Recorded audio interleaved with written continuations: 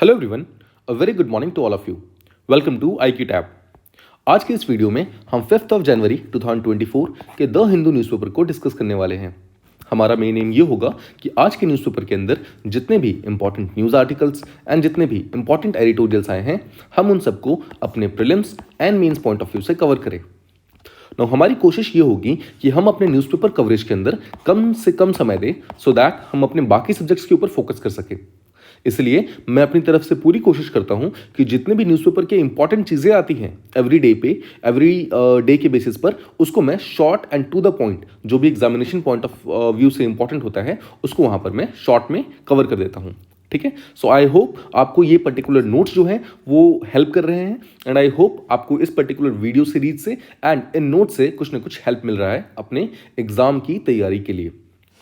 आज की जो हमारे वीडियो है उसको हम स्टार्ट करते हैं। देखिए, सबसे पहला जो हमारा न्यूज़ है वो कॉन्सुलर एक्सेस के बारे में है। सबसे पहले थोड़ा सा बैकग्राउंड समझते हैं। बैकग्राउंड जैसा कि आप ऑलरेडी जानते हैं कि कतर नाम के एक कंट्री के अंदर 8 एक्स नेवी ऑफिसर्स को, ठीक है, उनको फांसी की सज़ा सुनाई गई थी। लेकिन जब उसको अपील किया गया, मतलब उस पर्टिकुलर सज़ा के अगेंस्ट अपील किया गया, तो उस फांसी की सज़ा को कैंसिल कर दिया गया और उसको जितनी भी सज़ा थी हर एक पर्सन की, उन सबको अलग अलग टाइम का जेल टर्म दिया गया है। ठीक है, मतलब ऐसा नहीं है कि सबको यहाँ पर उम्र कैद दी गई है, सबको यहाँ पर अलग अलग टाइम मतलब जेल टर्म दिया गया है। किसी को 10 साल का जेल टर्म दिया है, किसी को 12 साल का, इस तरीके से। ठीक है, नाउ इस चीज़ को क्या बोलते हैं? इस चीज़ को बोलते हैं कम्यूटेशन। आई होप आपको याद होगा, हमने इसको ऑलरेडी डिस्कस किया हुआ है। कम्यूटेशन करने का मतलब होता है जब किसी की फांसी की सजा को कम करके जेल टर्म में कन्वर्ट कर देते हैं। मतलब कि किसी के जो भी उसका बेसिकली सजा है, जो भी पेनल्टी है उसकी, उसको वहां पर रिड्यूस कर दिया जाता है। उसका जो ओवरऑल कैरेक्टर है उसको रिड्यूस कर दिया जाता है। अब यहाँ पर एक और न्यूज़ आई है कॉन्सुलर एक्सेस के बारे में। मतलब वो जो 8 एक्स नेवी ऑफिसर्स थे, उनको वहां पर कतर ने कॉन्सुलर एक्सेस प्रोवाइड किया है। कॉन्सुलर एक्सेस का मतलब क्या होता है? देखिए, अगर एक पर्टिकुलर पर्सन किसी दूसरी कंट्री में जाकर वहां पे अरेस्ट हो जाता है, हम यहीं का एग्जांपल लेते हैं कि एक इंडियन पर्सनल है जो जाकर की कतर में अरेस्ट हो गया है। ठीक है, तो जो कतर है यहाँ पर, उसे हम होस्ट कंट्री कहते हैं। ठीक है, होस्ट कंट्री। और जो इंडिया होगा यहाँ पर, इंडिया को हम यहाँ पर क्या बोलेंगे? इंडिया को बोलते हैं सेंडिंग स्टेट। ठीक है, सेंडिंग स्टेट। सेंडिंग स्टेट का मतलब है वो कंट्री जिस पर्टिकुलर कंट्री से ओरिजिनली वो पर्सन बिलोंग करता है और जिस पर्टिकुलर कंट्री के अंदर उसको अरेस्ट किया गया है, उसको होस्ट कंट्री बोला जाता है। ठीक है, आई hope this is clear. Now, जब भी एक पर्टिकुलर पर्सन को अरेस्ट किया जाता है तो उसको साथ ही साथ अपने खुद के कंट्री से, जैसे मान लो अगर एक इंडियन को कतर के अंदर अगर अरेस्ट किया गया है, तो उस पर्टिकुलर पर्सन को भारत की, यानी कि इंडिया की एम्बेसी, जितनी भी एम्बेसीज होती हैं, या फिर जो इंडिया का कॉन्सुलेट है, उसके साथ बातचीत करने को अलाउ कर देते हैं। नाउ, इंडियन एम्बेसी में कौन होगा? इंडियन कॉन्सुलेट में कौन होगा? ऑब्वियसली इंडियन ऑफिसर्स होंगे, राइट? और इंडियन ऑफिसर्स होंगे तो ऑब्वियसली वो उन लोगों को बचाने की कोशिश करेंगे। ठीक है, सो एक्चुअली एक बहुत बड़ी चीज होती है और ये चीज वियना कन्वेंशन के थ्रू आपको प्रोवाइड करनी ही होती है। देखिए, जो वियना कन्वेंशन है उसको 1963 के अंदर साइन किया गया था और ये कॉन्सुलर रिलेशन के ऊपर ही इस पर्टिकुलर मतलब कन्वेंशन को बनाया गया है। ये पर्टिकुलर जो कन्वेंशन है वो ये बोलता है कि अगर जो होस्ट कंट्री है वो अगर सेंडिंग स्टेट को अलाउ कर देता है कॉन्सुलर एक्सेस, तो जो कॉन्सुलर ऑफिसर्स हैं, मतलब कि जो ऑफिसर्स है, जैसे कि यहाँ पर इंडियन ऑफिसर्स जो हैं, उनके पास फ्रीडम आ जाता है कि वो कम्युनिकेट कर सकते हैं जाकर के उन 8 लोगों से। मतलब कि जो इंडिया के लोग वहां पर जेल में हैं, उन सबसे जाकर वहां पर बातचीत कर सकते हैं। आई होप दिस इज क्लियर। इसके अलावा इसी वियना कन्वेंशन के अंदर एक आर्टिकल 36 भी है, जिसमें यह बोला जाता है कि मान लो किसी एक पर्टिकुलर कंट्री के पर्सन को अगर कोई दूसरी कंट्री अरेस्ट कर देती है, तो इस दूसरी कंट्री की ये ड्यूटी है कि वो पहले कंट्री के कॉन्सुलेट या फिर एम्बेसी को इस चीज़ के बारे में इन्फॉर्म करे कि हमने आपके किसी पर्सन को यहाँ पर अरेस्ट किया हुआ है। ठीक है, यानी कि ऐसा नहीं होना चाहिए कि आप हमारे किसी पर्टिकुलर पर्सन को अरेस्ट करके बैठे हैं बट आप हमें यहाँ पर इन्फॉर्म नहीं कर रहे हैं, राइट? ऑब्वियसली ये ह्यूमैनिटेरियन ग्राउंड्स के अगेंस्ट हो जाएगा। इसलिए आर्टिकल 36 जो है वियना कन्वेंशन का, वो ये बोलता है कि आपको यहां पर इन्फॉर्म करना होगा। ठीक है, जल्दी से जल्दी इन्फॉर्म करना होगा without delay. I hope this particular thing is clear. So उम्मीद करता हूं कि आपको कॉन्सुलर एक्सेस के बारे में पता चल गया। कॉन्सुलर कौन होता है? जो कॉन्सुलेट्स के ऑफिसर्स होते हैं, मतलब एक पर्टिकुलर कंट्री के, उसे कॉन्सुलर कहते हैं। और उन्हें अगर एक्सेस मिल जाता है अपने खुद की कंट्री के जो पर्सन जो कि दूसरे कंट्री में जेल में है तो उसे कहते हैं कि उनको कॉन्सुलर एक्सेस मिल गया है। आई होप आपको पहला न्यूज़ प्रॉपर्ली समझ आ गया। सेकेंड न्यूज़ हमारा यहाँ पर सिटी ऑफ लेक्स के बारे में है। किस पर्टिकुलर सिटी को सिटी ऑफ लेक्स कहा जाता है? The answer is Bhopal. क्यों कहा जाता है? क्योंकि इसके अंदर ऑब्वियसली बहुत सारे नेचुरल और बहुत सारे आर्टिफिशियल लेक्स हैं। तो यहाँ पर एक चीज़ इंपॉर्टेंट है, भोपाल के अंदर एक अपर लेक नाम का लेक है जिससे भोपाल का मेन वाटर सोर्स कहा जाता है। मतलब कि भोपाल का जो मेन ड्रिंकिंग वाटर और अलग अलग इरिगेशन वगैरह इसमें जो पानी इस्तेमाल होता है वो लार्जली अपर लेक से आता है। तो यूपीएससी यहाँ पर एक क्वेश्चन पूछ सकता है कि अपर लेक कौन से शहर के अंदर प्रेजेंट है। सो आपको पता होना चाहिए भोपाल के अंदर है, और भोपाल कौन से स्टेट के अंदर है, तो वो एमपी के अंदर है। ठीक है, उम्मीद करता हूँ आपको ये भी चीज़ पता चल गई। थर्ड न्यूज़ जो है हमारा वो एआरटी के बारे में है। एआरटी क्या होता है? एआरटी का मतलब होता है असिस्टेड रिप्रोडक्टिव टेक्नोलॉजी। मतलब कि देखिए क्या है, असिस्टेड का मतलब होता है कि किसी तरीके से सहायता करके, राइट। अगर नेचुरल ना हो तो नेचुरल मतलब नेचुरल नहीं है। असिस्टेड का मतलब है कि नेचुरल नहीं है, आर्टिफिशियल है, सपोर्टेड है, राइट। रिप्रोडक्टिव टेक्नोलॉजी है, इसका मतलब क्या है? देखिए ये ऐसे टेक्नोलॉजीज का कलेक्शन है, समझिए ये एक ऐसा कलेक्शन है बहुत सारे मेडिकल प्रोसीजर्स का जो कि सब साथ में मिलकर के इनफर्टिलिटी को क्योर कर सकते हैं। मतलब कि लेट्स से कि एक पर्टिकुलर कपल है और वो कपल जो है वो चाइल्ड को प्लान कर रहे हैं, ठीक है, एक बच्चा प्लान कर रहे हैं, लेकिन लेट्स से कि किसी पर्टिकुलर कारण से भी अगर वो सक्सेसफुल नहीं हो पा रहे हैं बच्चे को करने के अंदर, तो वो यहां पर एआरटी मेथड्स को इस्तेमाल कर सकते हैं। ठीक है, सो उम्मीद करता हूं आप समझ गए कि मान लो कि मेल या फीमेल में से कोई भी अगर इनफर्टाइल है तो उसके जो चाइल्ड कंसीव करने का जो उसका सपना है, यानी कि जो वो बच्चा चाहता है, उसके लिए वो एआरटी का इस्तेमाल कर सकता है। तो ध्यान रखिएगा, एआरटी जो है वो अपने आप में कोई मेथड नहीं है, एआरटी कलेक्शन है बहुत सारे मेथड्स का। मतलब जितने भी मेथड्स होते हैं उन सबको कंबाइन करके उसको एआरटी के अंदर बोला जाता है। नाउ कुछ यहाँ पर जो सबसे इंपॉर्टेंट मेथड्स होते हैं उनको हम यहाँ पर डिस्कस कर लेते हैं। सबसे इंपॉर्टेंट जो है और सबसे ज़्यादा यूज होने वाला जो है उसे कहते हैं आईवीएफ मेथड, यानी कि इन विट्रो फर्टिलाइजेशन मेथड। समझते हैं आईवीएफ क्या है। देखिए एग जो है वो फीमेल का गमीट होता है। फीमेल का गमीट का मतलब क्या है? मतलब कि फीमेल जो है अगर वो रिप्रोडक्शन कर सकती है, यानी कि फीमेल की बॉडी में जो फर्टिलाइजेशन होती है, मतलब कि चाइल्ड बर्थ की जो प्रक्रिया स्टार्ट होती है वो एक्चुअली एग के फॉर्मेशन से ही स्टार्ट होती है। ठीक है, सो फीमेल के बॉडी में एग होता है एंड जो मेल होते हैं उनके बॉडी में स्पर्म होता है। ठीक है, तो ये मेल का गमीट होता है और जो फीमेल गमीट होता है उसे एग बोला जाता है। सो लेट्स से अगर नेचुरल मेथड से एक मैन और एक वुमेन कंसीव नहीं कर पा रहे हैं तो क्या किया जाता है? एक पर्टिकुलर लेडी का जो एग है वो उनकी ओवरी से कलेक्ट कर लिया जाता है।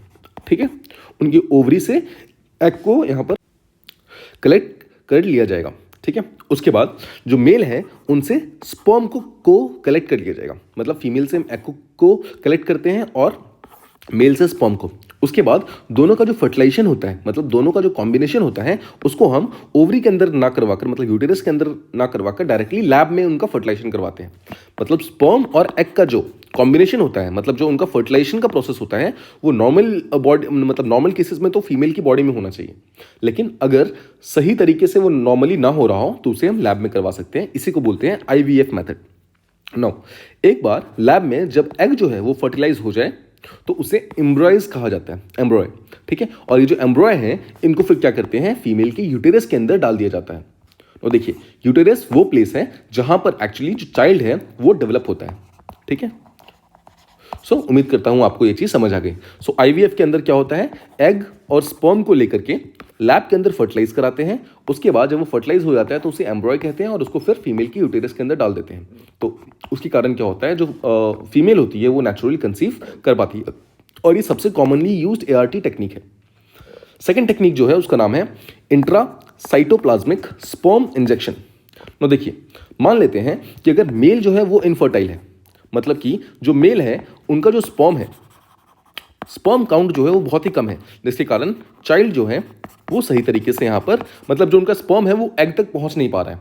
ठीक है, किसी भी कारण से अगर मेल इनफर्टाइल है तो इस पर्टिकुलर टेक्निक को इस्तेमाल किया जाता है, जहाँ पर क्या करते हैं, जो स्पर्म है उसको डायरेक्टली एग के साथ मैच करा देते हैं। मतलब कि फीमेल की बॉडी के अंदर डायरेक्टली इंजेक्ट कर देते हैं उस पर्टिकुलर स्पर्म को और डायरेक्टली उसको एग के पास भेजते हैं, ताकि स्पर्म जो है वो एग के साथ कनेक्ट हो जाए। ठीक है, और वहाँ पर फ्यूज हो जाए और वो फर्टिलाइज हो जाए। उसके बाद जो बाकी प्रोसेस होता है वो यहाँ पर नेचुरल ही होता है। ठीक है, थर्ड प्रोसेस जो है उसे कहते हैं क्रायो प्रिजर्वेशन। क्रायो प्रिजर्वेशन का मतलब क्या है? देखिए, आपने देखा होगा कि बहुत सारी सेलिब्रिटीज आजकल इस पर्टिकुलर चीज के लिए मतलब इस पर्टिकुलर चीज के लिए न्यूज के अंदर है।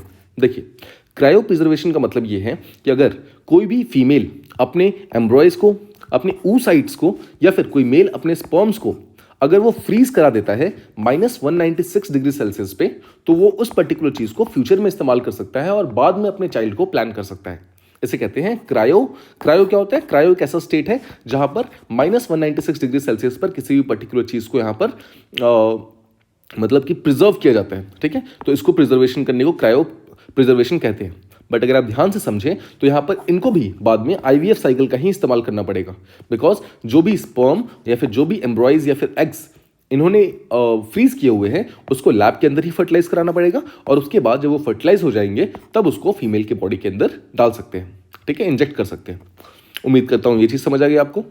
नेक्स्ट है डोनर एग्स के बारे में। देखिए, कभी कभी क्या होता है, जो फीमेल होती है उनका जो एग होता है उसके अंदर कोई ना कोई डिफेक्ट होता है। मतलब या तो एक तरफ फीमेल जो है वो एग को प्रोड्यूस नहीं कर पाई है, नहीं कर पा रही है, फॉर्म नहीं कर पा रही है, या फिर अगर वो कर भी रही है तो उसके अंदर कोई ना कोई डिफेक्ट है और वो चाइल्ड कंसीव नहीं कर पा रही है। तो उस पर्टिकुलर केस में क्या किया जाता है, किसी और लेडी का जो एग है उसको यूज करते हैं और उसको जो मैन है मतलब जो डिजायर्ड मैन है उसके स्पर्म के साथ यहाँ पर फर्टिलाइज कराया जाता है, और अगेन जो भी मदर होने वाली है उनके बॉडी के अंदर इसको डाल दिया जाता है। अगेन यहाँ पर भी आईवीएफ टेक्निक का ही इस्तेमाल किया जाता है। सो उम्मीद करता हूँ आपको ये चारों ही मेथड्स प्रॉपर्ली समझ आ गए। आईवीएफ मेथड सबसे कॉमनली यूज होता है, इसके अलावा इंट्रासाइटोप्लाज्मिक स्पर्म इंजेक्शन, इसके अलावा क्रायो प्रिजर्वेशन, और इसके अलावा डोनर एग्स। ये सारे ही काफी ज्यादा इंपॉर्टेंट टेक्निक्स हैं। ठीक है, नाउ लेट्स अब जो नेक्स्ट हमारा है वो एक आर्टिकल है। आर्टिकल समझते हैं। आर्टिकल बोलता है कि जो हमारा ऑनलाइन लर्निंग स्टार्ट हुआ है उसके कारण एम्प्लॉयबिलिटी के ऊपर क्या इफेक्ट आया है। क्या ऐसा है कि ऑनलाइन लर्निंग आने के कारण जो एजुकेशन है वो इतनी खराब हो गई है कि अनएम्प्लॉयमेंट जो है इंक्रीज हो गया है? तो ऑथर का मानना यह है, देखिए, अनएम्प्लॉयमेंट का जो प्रॉब्लम है वो तो काफी पहले से है। जब ऑनलाइन लर्निंग का मेथड जो प्रॉब्लम है वो नहीं आया था, उससे पहले से ही अनएम्प्लॉयमेंट का इशू इंडिया के अंदर काफी तेजी से बढ़ रहा था। और जब ऑनलाइन लर्निंग इंडिया में स्टार्टिंग में स्टार्ट हुआ तो ये देखा गया था कि जो हमारे इंडिया के टॉप 20-30% इनकम वाले जो ग्रुप है वही लोग उसको ऑब्वियसली अफोर्ड कर पाते थे। ठीक है, बिकॉज ऑनलाइन लर्निंग के लिए आपको टैब्स चाहिए होते हैं, मोबाइल्स चाहिए होते हैं, आपको लैपटॉप्स चाहिए होते हैं। ठीक है, तो अगर आपको ये सब चीज़ें इन सब चीज़ों की अगर आपको ज़रूरत है तो ऑब्वियस सी बात है कि जो हाई इनकम ग्रुप के लोग हैं वही लोग इस पर्टिकुलर चीज़ को अफोर्ड कर पाएंगे। नाउ, तो यहाँ पर जो ऑथर है वो ये बोलते हैं कि जो अनएम्प्लॉयमेंट रेट है वो तो ये देखा गया है कि 2012 से लेकर के 2021 के बीच में काफ़ी ज़्यादा फास्ट इंक्रीज हुआ है। नाउ, इसका क्या कनेक्शन है डायरेक्टली ऑनलाइन लर्निंग के साथ, इसको हम थोड़ा सा समझते हैं। देखिए, पहले समझते हैं कि अनएम्प्लॉयमेंट इंक्रीज क्यों हुआ है। ऑथर का मानना यह है कि जो हायर एजुकेशन है उसका मासिफिकेशन हो गया। मासिफिकेशन का मतलब है कि यहाँ पर बहुत ज़्यादा लोग यहाँ पर हायर एजुकेशन के अंदर एनरोल तो कर रहे हैं, लेकिन उनकी जो क्वालिटी ऑफ एजुकेशन है वो बहुत ज़्यादा डिक्रीज हो गई है। देखिए, अब ज़्यादा नंबर ऑफ बच्चे यहाँ पर हायर एजुकेशन के लिए एनरोल कर रहे हैं तो नंबर ऑफ प्राइवेट कॉलेजेस भी यहाँ पर काफ़ी ज़्यादा इंक्रीज हो रहे हैं, लेकिन ये सब होने के बावजूद जो ओवरऑल एजुकेशन की क्वालिटी है वो काफ़ी ज़्यादा खराब हो गई है। सो उम्मीद करता हूँ आपको ये चीज़ समझ आ गई। इसके अलावा एक प्रॉब्लम ये भी है कि ऑनलाइन लर्निंग से भी लर्निंग लॉसेस होने की मतलब एक कनेक्शन बैठता है। कैसे बैठता है? देखिए, अगर आप बहुत लंबे समय तक ऑन स्क्रीन मतलब रहते हैं, मतलब स्क्रीन पे रहते हैं, अगर आप फोन पे रहते हैं, आप टैब पे रहते हैं, आप लैपटॉप पे रहते हैं, तो ऑब्वियसली एक पर्टिकुलर टाइम के बाद आपकी आंखें पेन होंगी, राइट? आपका जो बॉडी है उसके अंदर कहीं ना कहीं पेन आ सकता है, स्ट्रेन आ सकता है, स्ट्रेस आ सकता है। तो एक तो प्रॉब्लम ये हो गया। और सेकेंड चीज़, आपको याद होगा बहुत दिन तक जो हमारी क्लासेस वगैरह चली थी वो स्कूल से ना होकर के होम से हो रही थी, राइट? मतलब ऑनलाइन क्लासेस वगैरह हो रही थी। तो माना जाता है कि उसके कारण भी यहाँ पर स्कूल का जो एटमॉस्फेयर था वो यहाँ पर मिस आउट हो गया, और होम से पढ़ने के कारण, बच्चों से मतलब घर से पढ़ने के कारण काफ़ी सारे बच्चे जो हैं उन्होंने काफ़ी सारी चीज़ों पर मिस आउट कर दिया एजुकेशन के फील्ड के अंदर। ठीक है, अब ऑथर का मानना ये है कि क्या जो हमारी मतलब एजुकेटेड इंडियन क्लास है, मतलब एजुकेटेड इंडियंस जो है, क्या वो एग्रीकल्चर सेक्टर की तरफ मूव कर सकते हैं? The answer is no. क्यों? क्योंकि आज भी हमारा जो एग्रीकल्चर है वो काफ़ी कन्वेंशनल एग्रीकल्चर है। मतलब आज भी हम जो हाईटेक जो टेक्नोलॉजीज होती है उसको हम इस्तेमाल नहीं करते हैं, जिसके कारण आज भी जो ग्रेजुएट्स होते हैं वो लोग एग्रीकल्चरल प्रोफेशंस को लेना नहीं चाहते हैं। ठीक है, वो मतलब अभी भी पीछे हटते हैं इस पर्टिकुलर चीज़ से। और अगर हम सर्विस सेक्टर की बात करें तो सर्विस सेक्टर के अंदर वो जा नहीं पाते हैं, बिकॉज वहां पर जो जॉब्स हैं उनके लिए बहुत ही ज़्यादा हाई लेवल ऑफ नॉलेज की जरूरत है। ठीक है, उसके अलावा जो ऑथर है वो यहाँ पर बात करते हैं कि हायर एजुकेशन के अंदर कुछ स्ट्रक्चरल प्रॉब्लम्स हैं इंडिया के अंदर। तो यहाँ पर इसको कंपेयर किया गया है ग्लोबल लेवल से। समझते हैं, पहला जो पॉइंट है वो ये बोलता है कि भारत हायर एजुकेशन पर जो R&D करता है, मतलब रिसर्च एंड डेवलपमेंट करता है, वो अपने GDP का सिर्फ और सिर्फ 0.7% करता है। मतलब 1% भी पैसा नहीं लगाते हम अपने हायर एजुकेशन को बेटर करने के लिए। लेकिन अगर हम दूसरी वर्स्ट कंट्री को देखें तो कोरिया जैसी कंट्री है, वो भी 4% यहाँ पर पैसा लगाती है। मतलब अपने GDP का 4% पैसा वो इस बात पे देती है कि जो वहाँ के बच्चे हैं उनको हायर एजुकेशन यहाँ पर अच्छे से अच्छा मिले। ठीक है, पहली चीज़। तो दूसरी, यहाँ पर जो ग्लोबल लेवल पे अगर आप देखोगे तो जो प्राइवेट कॉर्पोरेट सेक्टर है वो लोग ओवरऑल जो R&D वाला पार्ट है, मतलब रिसर्च एंड डेवलपमेंट वाला पार्ट है, उसका 70% जो चीज़ है उसको संभालते हैं। मतलब 70% जो R&D है उसको प्राइवेट बॉडीज करती है। और आप जानते हो प्राइवेट बॉडीज जो है वो एफिशिएंसी के लिए जानी जाती है। लेकिन इंडिया में देखो तो 70% से ज़्यादा जो R&D होता है, जो एक्सपेंडिचर होता है, वो यहाँ पर गवर्नमेंट सेक्टर करती है। और गवर्नमेंट सेक्टर यहाँ पर एफिशिएंसी के लिए नहीं जानी जाती। उम्मीद करता हूँ आपको ये चीज़ समझ आ रहा है।